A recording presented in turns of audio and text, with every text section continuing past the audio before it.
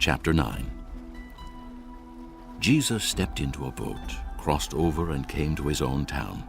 Some men brought to him a paralytic lying on a mat.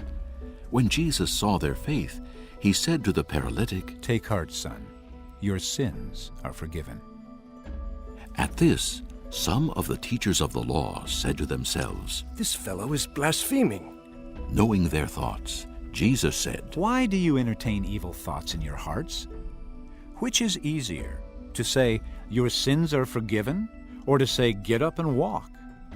But so that you may know that the Son of Man has authority on earth to forgive sins. Then he said to the paralytic, Get up, take your mat, and go home. and the man got up and went home. When the crowd saw this, they were filled with awe, and they praised God who had given such authority to men.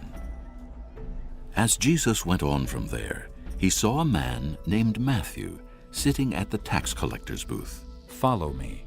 He told him, and Matthew got up and followed him. While Jesus was having dinner at Matthew's house, many tax collectors and sinners came and ate with him and his disciples. When the Pharisees saw this, they asked his disciples, "Why does your teacher eat with tax collectors and sinners?"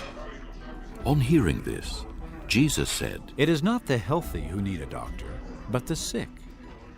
But go and learn what this means.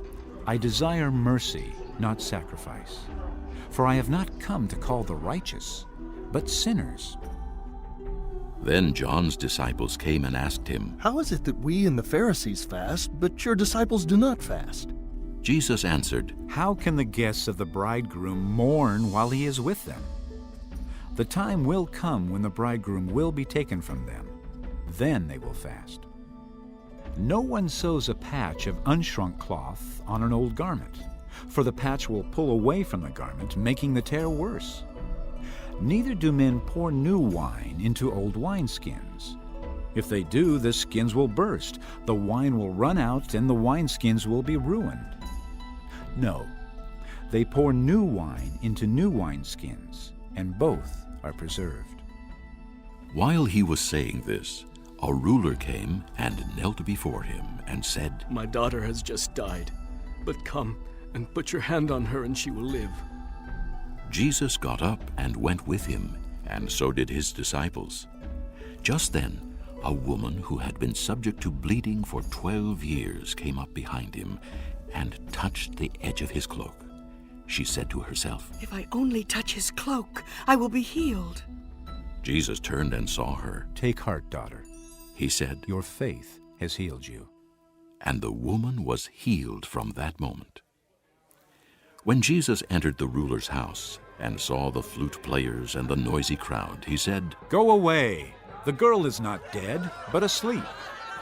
But they laughed at him. After the crowd had been put outside, he went in and took the girl by the hand, and she got up. News of this spread through all that region. As Jesus went on from there, 2 blind men followed him, calling out, "Have mercy on us, Son of David."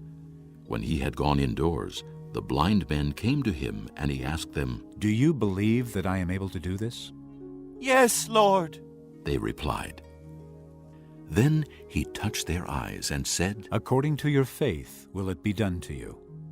and their sight was restored. Jesus warned them sternly. See that no one knows about this. But they went out and spread the news about him all over that region. While they were going out, a man who was demon-possessed and could not talk was brought to Jesus. And when the demon was driven out, the man who had been mute spoke. The crowd was amazed and said, Nothing like this has ever been seen in Israel. but the Pharisees said, It is by the prince of demons that he drives out demons. Jesus went through all the towns and villages, teaching in their synagogues, preaching the good news of the kingdom, and healing every disease and sickness. When he saw the crowds, he had compassion on them, because they were harassed and helpless, like sheep without a shepherd. Then he said to his disciples, The harvest is plentiful, but the workers are few.